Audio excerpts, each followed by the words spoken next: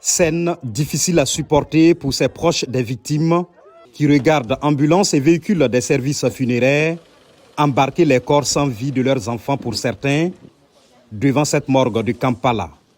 Ils n'ont pas survécu au passage de 2022 à 2023, morts lors d'un concert organisé à l'occasion du réveillon du Nouvel An, ici au centre commercial Freedom City de Kampala. Ramadan Apogon a été témoin de cette horreur. On était à 30 minutes de minuit et le maître de cérémonie nous a dit que nous devions monter et regarder les feux d'artifice depuis le parking. Puis, alors que nous montions, ils nous ont dit « Maintenant, vous devez les descendre ». Certaines personnes avaient déjà atteint le parking. Ils les ont donc forcés à revenir dans le hall principal. Ainsi, cette pression du haut et la pression du bas ont conduit à la perte de souffle de certains. C'est ce qui a conduit à leur mort. Sur ces images amateurs, certains tentent de réanimer des victimes.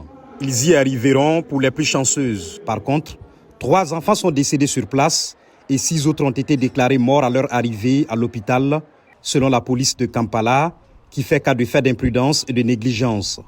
Elle dit avoir ouvert une enquête et soutient que la plupart des victimes sont des jeunes âgés de 10, 11, 14 et 20 ans.